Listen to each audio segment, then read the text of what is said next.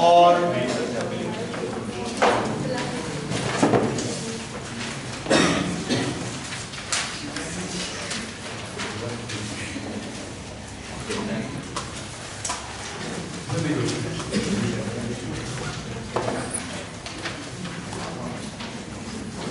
अच्छा बेटा एक क्वेश्चन कर लेते हैं फिर डायनामिक्स से रिलेटेड आगे चलते हैं। आज हम ग्राफ्स पढ़ रहे हैं। डायनामिक्स में जो ग्राफ्स होते हैं सेंटीमीटर फोर्स डिस्कस करते हैं। दो चीजें पढ़ लीजिए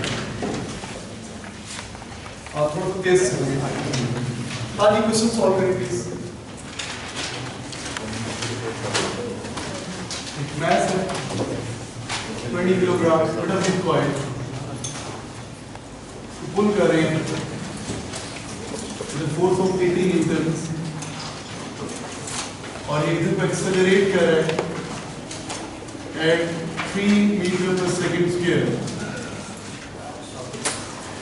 आपने क्या करना है find number 1 find resultant force and number 2 find value of friction।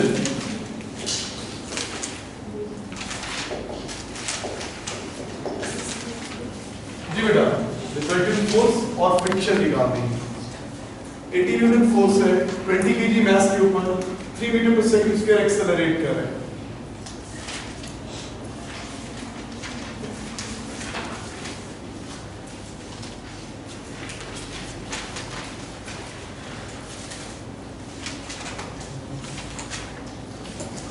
ये असिस्टेंट में फर्स्ट ईयर आप ये आपको आते हैं फिजिकल एबिलिटी आप ओके बता दो। हम स्टार्ट किए डायनामिक्स से फोर्सेस से स्टार्ट। फोर्स का पुश और पुल इन पर्टिकुलर डायरेक्शन और फोर्सेस के रिलेटेड क्वेश्चंस कर रहे हैं। आपको ये फार्मूला आना चाहिए जस्ट आज का लेक्चर समझ आने के लिए। F = ma। बेटा ये F क्या होती है? It is the resultant force. Resultant force कैसे आती है? मास को एक्सेलरेशन से मल्टीप्लाई करते हैं या एक बॉडी पे जो फोर्सेस लग रही हैं अगर बॉडी इधर मूव कर रही है तो इस डायरेक्शन की फोर्सेस को बोलते हैं फॉरवर्ड फोर्सेस और इस डायरेक्शन की फोर्सेस को बोलते हैं बैकवर्ड फोर्सेस। तो रिजल्टेंट फोर्स ऐसे भी निकाल सकते हैं फॉरवर्ड माइनस बैकवर्ड या m × a। तो इन क्वेश्चंस करने के लिए अपने फार्मूला आना चाहिए forward force minus backward force is equal to ma। ऐसे लिखने या ऐसे लिखने एक ही बात है। It is the resultant force. It is the resultant force. Resultant force forward minus backward से भी आती है ये m को a से मल्टीप्लाई करके किया। So what is the resultant force? तो हमें रिजल्टेंट फोर्स निकालनी है। मास भी पता है एक्सेलरेशन भी पता है तो रिजल्टेंट फोर्स आ जाएगी ना बेटा F = what ma। कितना हो जाएगा 20 × 3 60 Newton. Resultant force 60 Newton m × a।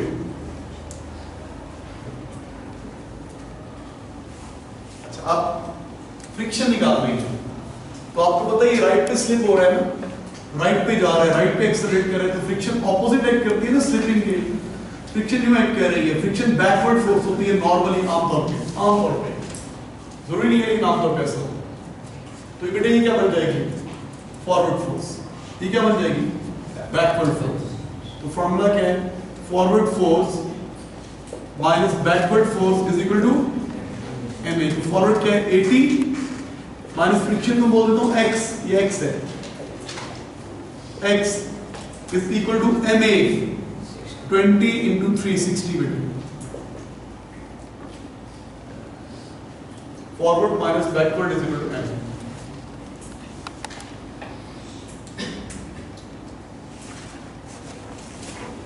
जी तो आंसर क्या आ जाएगा? ये x उधर चला जाएगा पॉजिटिव हो जाएगा और 60 इधर आके माइनस हो जाएगा। 80 - 60 is equal to x।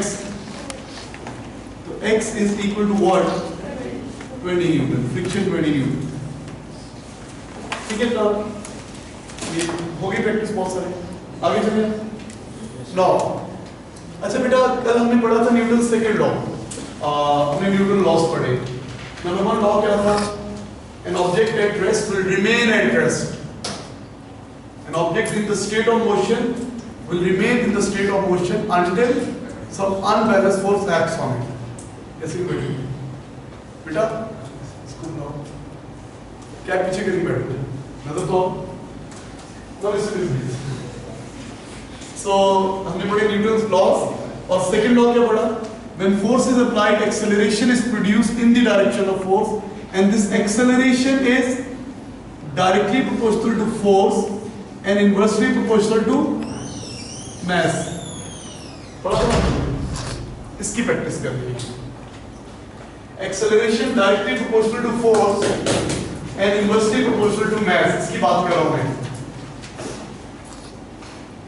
Force double हो जाएगी तो एक्सेलरेशन भी डबल हो जाएगा भाई डायरेक्ट प्रोपोर्शन का मतलब ये है अगर ये 2 से मल्टीप्लाई होगी तो ये भी 2 से मल्टीप्लाई होगी ओके ग्राफिकल अप्रोच करनी है एक्सेलरेशन पता क्या होता है वेलोसिटी टाइम ग्राफ का ग्रेडियंट हमने काइनेमेटिक्स में पढ़ा था हम पढ़ेंगे लेकिन नहीं पढ़ा था जिन्होंने नहीं पढ़ा डॉट थोड़ी वरी में डिस्कस करने हैं ग्राफ्स लेकिन मुश्किल टॉपिक है बाद में पढ़ेंगे वेलोसिटी टाइम ग्राफ इसकी जो स्लोप होती है स्लोप ग्रेडियंट जो होता है किसके इक्वल होता है एक्सेलरेशन के इक्वल होता है जिनको नहीं पता तो बता रहा हूं ग्रेडियंट राइज ओवर रन इस ग्राफ की स्लोप एक्सेलरेशन के इक्वल होती है अच्छा बेटा एक्सेलरेशन और मास का इनवर्स रिलेशन इनवर्स का मतलब क्या मतलब एक चीज बढ़ेगी तो दूसरी एक चीज मल्टीप्लाई होगी तो दूसरी डिवाइड होगी अगर ये 3 टाइम्स होगा 3 से मल्टीप्लाई होगा तो ये क्या होगा इनवर्स का ये मतलब ऑपोजिट इसको ध्यान में रखना है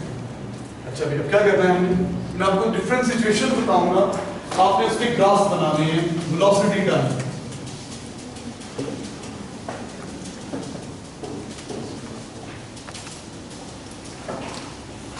जी सिचुएशन क्या है इस तरह की सिचुएशन एक स्मूथ फ्लोर है बेटा please quite smooth no friction जब भी स्मूथ का वर्ड आएगा ना तो फ्रिक्शन नहीं है ये एक मैस है और इसमें फोर्स लगेगी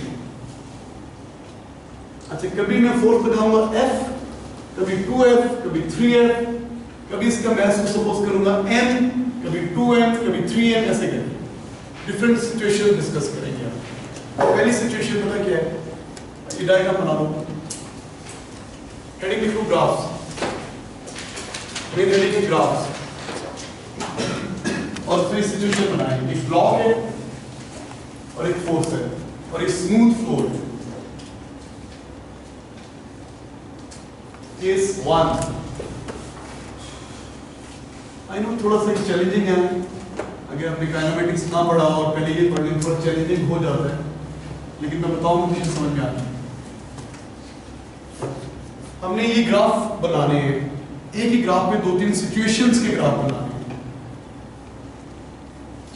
केस 1 सिचुएशन 1 क्या है a constant force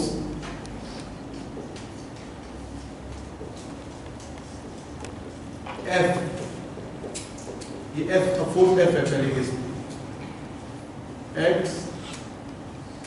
on mass M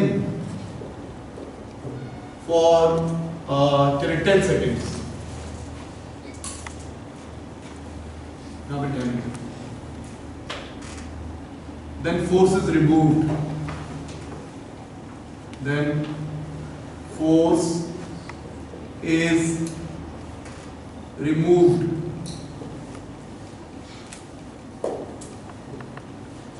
A constant force F, X on the mass M for 10 seconds, फिर फोर्स डालना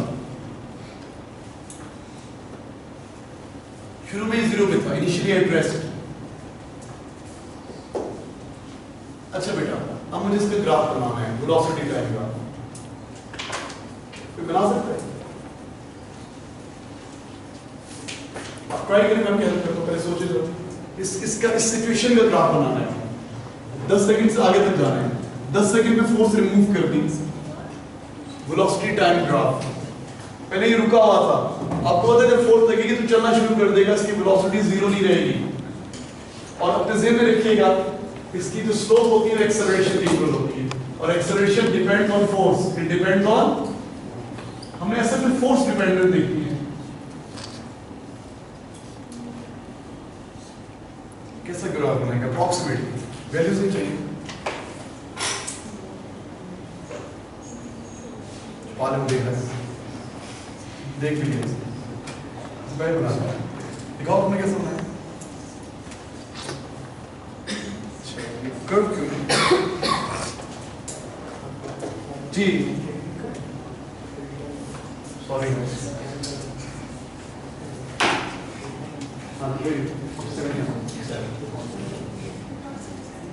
आगे 10 के बाद चलिए ट्राई करिए। तो इसमें वेलोसिटी कम कर दीजिए, 0 से चलना क्योंकि आप देखिए ट्राई करो, गुड ट्राई। लेकिन अभी इसमें है थोड़ा सोचना लगेगा। जी बेटी अभी तक सही चला रहे हो, तो सही कर रहे हो, गुड ट्राई, लेकिन सही नहीं है। सोच जाओ आप ट्राई करो।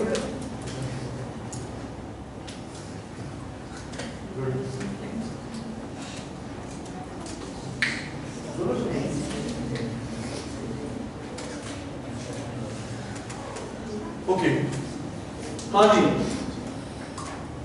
अच्छा बेटा ये देखो सुनो, t0 पे रुका हुआ है ना, स्टार्ट पे रुका हुआ है, स्टार्ट को t0 कहते हैं। t0 पे इसकी वेलोसिटी भी 0 है। The graph will start from the origin, origin ऊपर से किधर स्टार्ट कर दिया, 0 से शुरू होगा। और अच्छा भाई अब देखो मुझे रुकी हुई है, मैं फोर्स लगाता जा रहा हूं, तो जब तक फोर्स लगती रहेगी वो एक्सेलरेट करता रहेगा। ओके तो उसकी वेलोसिटी बढ़ती रहेगी, बढ़ती रहेगी, बढ़ती रहेगी, बढ़ती रहेगी यहां तक। कांस्टेंट फोर्स लग रही है तो कांस्टेंट ही वेलोसिटी बढ़ेगी। देखो ना फोर्स क्या है, कांस्टेंट। फोर्स किसके प्रोपोर्शनल होती है, एक्सेलरेशन के। तो एक्सेलरेशन भी क्या होगा, कांस्टेंट। कांस्टेंट एक्सेलरेशन का मतलब होता है स्ट्रेट लाइन, यूनिफॉर्म ग्रेडियंट। अच्छा उसके बाद क्या हुआ, 10 सेकंड के बाद फोर्स को हटा लिया तो फोर्स कितनी हो गई, 10 सेकंड के बाद, 10 सेकंड के बाद इस टाइम पे फोर्स कितनी होगी बेटा, 0। तो एक्सेलरेशन भी कितना हो जाएगा, तो स्लोप भी कितनी हो जाएगी, 0। 0 स्लोप का मतलब होता है हॉरिजॉन्टल लाइन। अब उसकी वेलोसिटी चेंज नहीं होगी, अब उसकी वेलोसिटी चेंज जितनी बढ़नी थी बढ़ गई, अब ना ज्यादा होगी ना कम होगी बेटा, फोर्स ही नहीं लग रही। इनर्शिया, न्यूटन फर्स्ट लॉ, रुकी चीज रुकी रहेगी, चलती चीज चलती रहेगी हमारे साथ। बेटा जब तक फोर्स लग रही थी वेलोसिटी चेंज हो रही है। When force is applied, acceleration is produced. Accelerate हो रही है तो उसका gradient है, accelerate होना खत्म होगी तो gradient 0। इस सिचुएशन के साथ लिख लें केस 1। ग्राफ तो बनाया है आपने, इसमें 1 लिखें।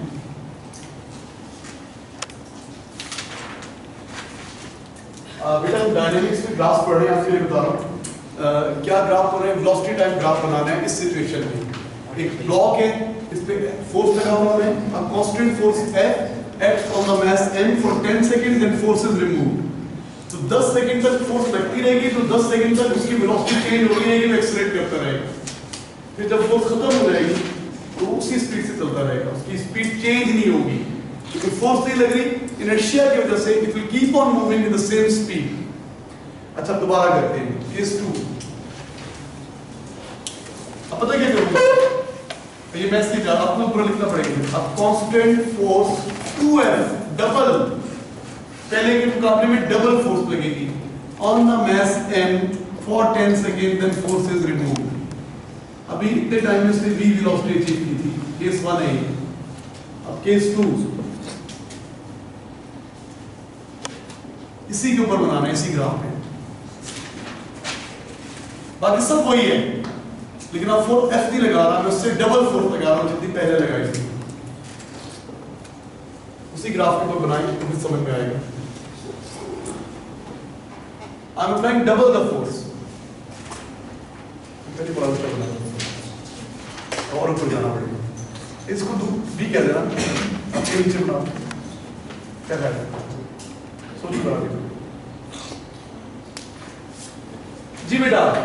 अब सेकंड सिचुएशन क्या है, सेम ब्लॉक है जिसका मास m है, लेकिन फोर्स डबल लगा रहा हूं। बनाओ भी ग्राफ नंबर 2 सर, सोचिए क्या रहता है। आइए भाई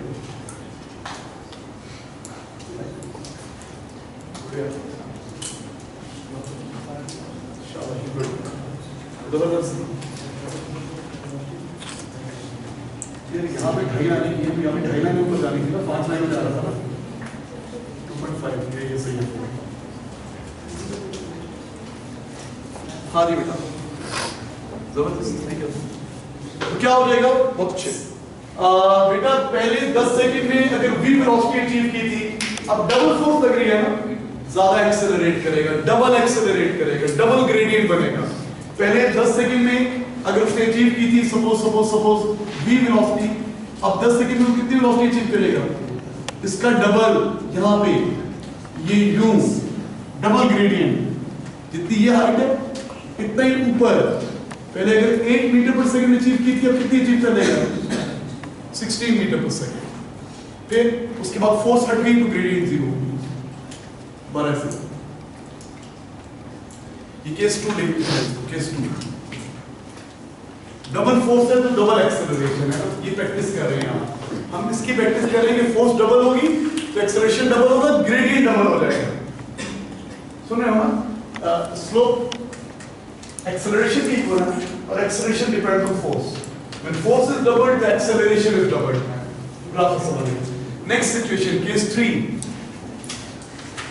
हाँ जी, अब क्या है? A constant force वही सब कुछ ऊपर वाली a constant force F acts on mass 2m, double mass। Force होती है लेकिन mass डबल करती है। सोचिए, सब कुछ वही है। A constant force F acts on mass 2m.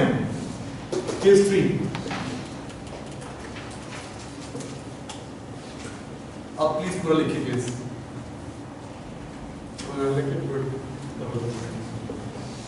हाँ देख लो तुम क्या बात नहीं।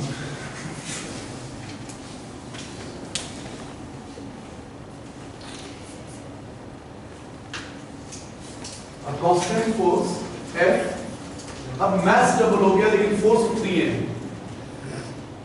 बोले इसी बंद कर दो आपके ऊपर।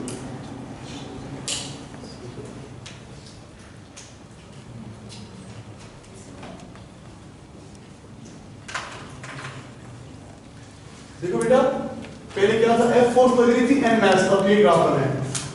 अब मास डबल है तो एक्सेलरेशन क्या होगा? हाफ। बेटा ये रिलेशन है ना, एक और एक, इसको मैंने भी आपको बताया था। ये भाई मास अगर ये किससे मल्टीप्लाई होगा? ये मल्टीप्लाई बाय 2 होगा, डबल होगा, ये क्या हो जाएगा? Divided by 2। एक्सेलरेशन ग्रेडियंट आधा हो जाएगा। ग्रेडियंट आधे का क्या मतलब है? पहले 10 सेकंड में यहां तक पहुंचा था, इस हाइट तक पहुंचा था, अब 10 सेकंड में आधी हाइट तक पहुंचेगा। तो graph will be like that, half. Case 3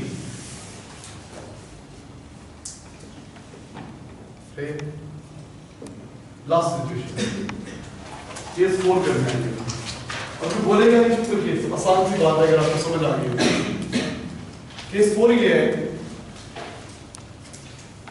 a constant force 2F acts on mass 2m for 10 seconds and force rate. बोलना नहीं, बस लिख दो। A constant force 2F acts on mass 2m for 10 seconds and force is removed.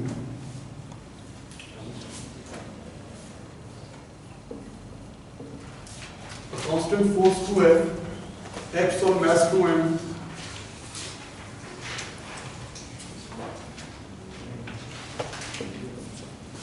बेटा आमतौर पर आपका Friday को या सैटरडे को टेस्ट होगा, लेकिन इस फ्राइडे का हमारी पीटीएम है तो नो टेस्ट नो क्लास।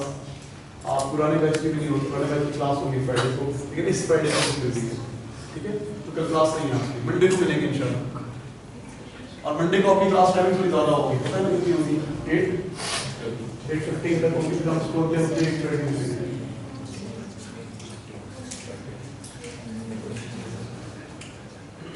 बता दिए बेटा?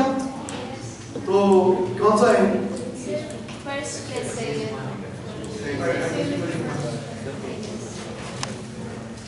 ये वाला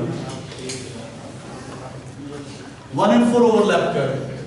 हुआ क्या है? अगर आपने फोर्स डबल की है, साथ मास भी डबल कर दी है, तो एक्सेलरेशन में फर्क नहीं पड़ा। देखो ना, एक्सेलरेशन क्या होता है? पहले केस में एक्सेलरेशन क्या आता है? F over m। अब आपने आखिरी केस में क्या किया, फोर्स 2F लगा दी, मास 2m कर दिया, वो कैंसिल होके वही बन जाएगा पहले वाला, फोर्स भी डबल मास भी डबल, उसका इफेक्ट कैंसिल हो गया। तो वही फर्स्ट सिचुएशन वाला ग्राफ बनेगा। ये ज्यादातर चीजें जो मैंने डिस्कस की हैं ये ए लेवल तक पूछता है, लेकिन चलो कॉन्सेप्ट क्लियर करने के लिए चलो ग्राफ जिन्होंने पढ़े उनके रिवाइज हो गए, जो पढ़ेंगे उनको आ जाएगा फिगर दिखेगा, जो नहीं पढ़े पढ़ेंगे मैथमेटिक्स से ग्राफ डिटेल में पढ़ेंगे इंशाल्लाह। So is it clear? आगे चलो, हेडिंग लिखिए सेंट्रीपिटल फोर्स। सेंट्रीपिटल फोर्स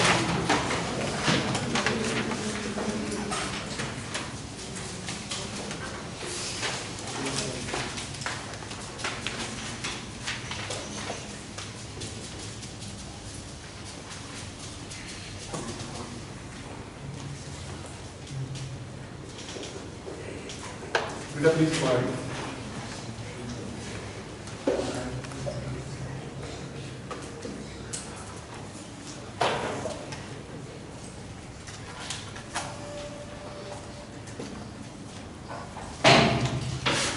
हाँ जी, सेंट्रीपिटल फोर्स आप पहले सुन लें फिर मैं आपको बताता हूँ। What was the Newton first law?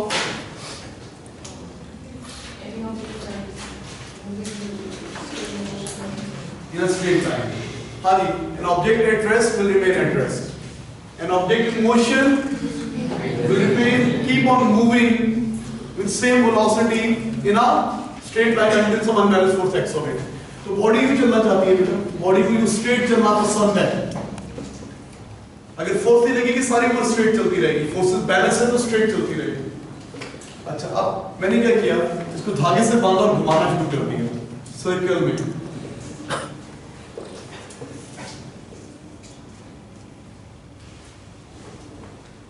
तो होगा क्या, इसको घुमाने के लिए मुझे फोर्स चाहिए होगी। मैं देखो ना, अगर मैं घुमाना चाहता हूं तो मुझे फोर्स लगानी पड़ेगी, फोर्स नहीं लगाऊंगा तो स्ट्रेट जाएगी। ये जाना स्ट्रेट चाहती है, मैंने इसको चेंज कर दिया, मैं कहा नहीं ऐसे चाहिए, ऐसे जाने के लिए मुझे फोर्स लगानी पड़ेगी। किधर को लगानी पड़ेगी, जा यूं जा रहा है फोर्स यूं लगानी पड़ेगी। ऐसी फोर्स जो सेंटर की तरफ होती है, ऐसी फोर्स जो इनवर्ड्स क्या होती है बेटा, इनवर्ड्स। कैसे इनवर्ड्स, रेडियस के अलाउंग, रेडियली इनवर्ड्स। ऐसी फोर्स जो रेडियस के अलाउंग होती है और इनवर्ड्स होती है, उसको बोलते हैं रेडियली इनवर्ड्स। वो क्या करती है, वो बॉडी को सर्कल में घुमाती है, उस फोर्स को बोलते हैं सेंट्रीपिटल फोर्स। अगर ये फोर्स नहीं होगी तो बॉडी स्ट्रेट जाएगी इनर्शिया की वजह से। इसको मैंने सर्कल में घुमाना है तो मुझे फोर्स लगानी पड़ेगी। ऐसी फोर्स जो डायरेक्शन चेंज करती है, जो मोशन के अलाउंग नहीं होती, मोशन के साथ कौन सा एंगल बनाती है, 90 का एंगल बनाती है। इस फोर्स को बोलते हैं सेंट्रीपिटल फोर्स। अगर फोर्स होगी तो सर्कल में घूमेगा, अदरवाइज स्ट्रेट जाएगा। तो लिखिए प्लीज सेंट्रीपिटल फोर्स की definition. An inward force, an ऐसे इनवर्ड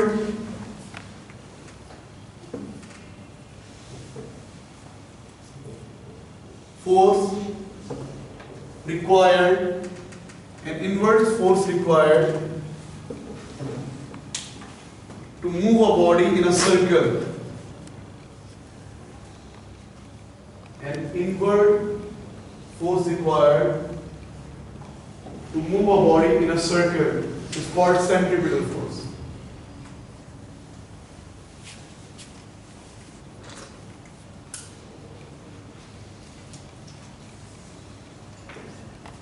अगला पॉइंट लिखिए, it acts towards center of the circle.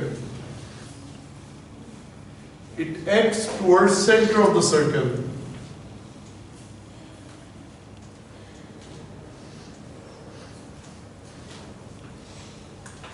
बेटा सेंट्रीपिटल फोर्स हमेशा सेंटर की तरफ एक्ट करती है।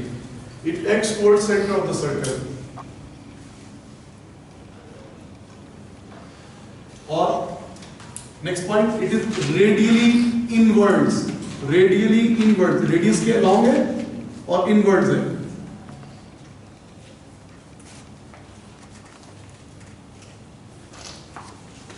और लास्ट पॉइंट लिखिए, it is perpendicular to the velocity.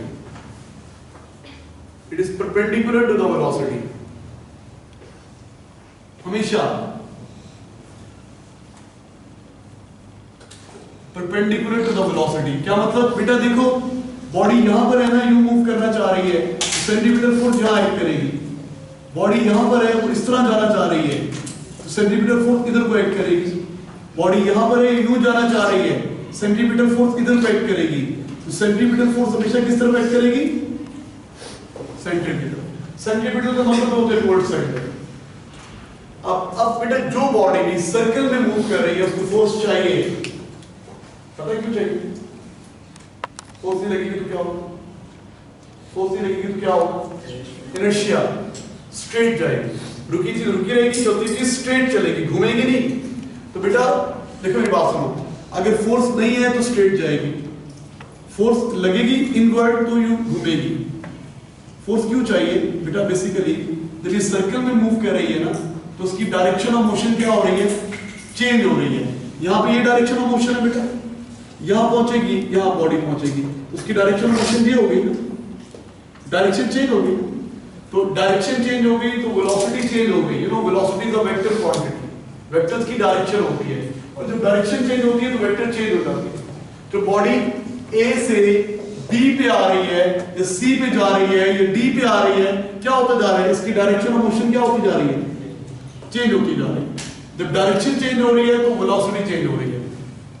Velocity का चेंज होना क्या होता है? बॉडी एक्सेलरेट कर रही है और एक्सेलरेट कराने के लिए न्यूटन भाई क्या करते हैं? फोर्स चाहिए। Force is required to produce acceleration. तो बेटा जब कोई चीज सर्कल में मूव कर रही होती है तो एक्सेलरेट कर रही होती है, चाहे उसकी स्पीड चेंज हो रही है या नहीं हो रही, बेटा डायरेक्शन तो चेंज हो रही है ना। एक्सेलरेशन क्या होता है? Rate of change of velocity, not rate of change of speed. हमें पता है वेलोसिटी में दो चीजें होती हैं, वेलोसिटी होती है स्पीड प्लस डायरेक्शन। पता है आपको? अच्छा, वेलोसिटी कब चेंज होती है? जब स्पीड चेंज हो तो वेलोसिटी चेंज होती है, मानता हूं। लेकिन अगर स्पीड चेंज नहीं हो, डायरेक्शन चेंज हो तो भी वेलोसिटी चेंज हो रही है। तो सर्कल में जब बॉडी मूव कर रही होती है तो उसकी डायरेक्शन ऑफ मोशन चेंज होने की वजह से उसकी वेलोसिटी चेंज हो रही है और वो एक्सेलरेट कर रही है और फोर्स चाहिए। तो लिखते हैं, नीचे लिखिए, when the body is moving in a circle its direction of motion is changing. When body is moving in a circle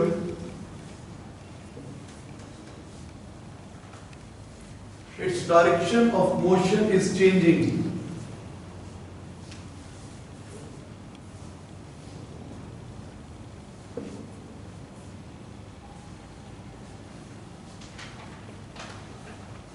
Therefore, its velocity is changing.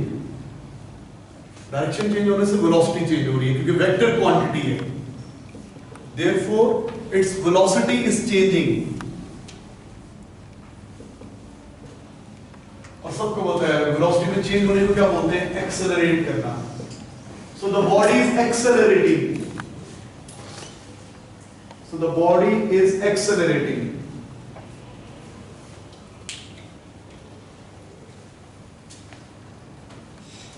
और आखिरी बात, force is required to produce acceleration.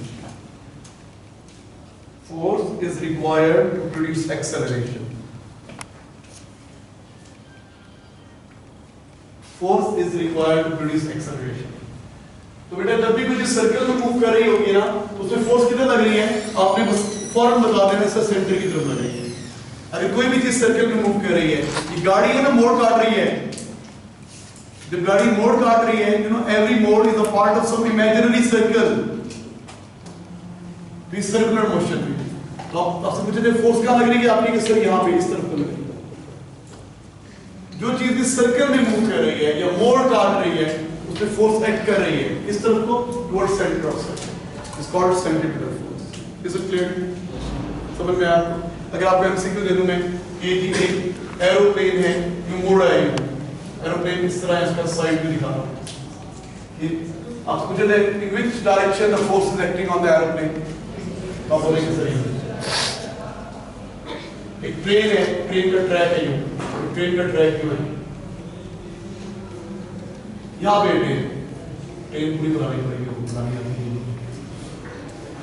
अब ये train track के अंदर है, sorry road पे गाड़ी जा रही है, ट्रेन ये याद होती होगी कार और यूं जा रही है, मोड़ काट रही है, तो अब ये मोड़ काट रही है तो उसकी डायरेक्शन चेंज हो रही है। दिस मोड़ is part of this imaginary circle. जब ये मोड़ काट रही है तो it is a circular motion. तो हमें इसकी फोर्स किधर आई है? Towards centre. तो this is all about centripetal force and dynamics. हमने पढ़ लिया। अच्छा भाई, हमारा जो नेक्स्ट कॉन्सेप्ट है बेटा, नेक्स्ट कॉन्सेप्ट इंशाल्लाह हम डिस्कस करेंगे। आज नहीं पढ़ते, कल पढ़ेंगे इंशाल्लाह। द नेक्स्ट कॉन्सेप्ट कल नहीं, मंडे को डिस्कस करेंगे। The next concept will be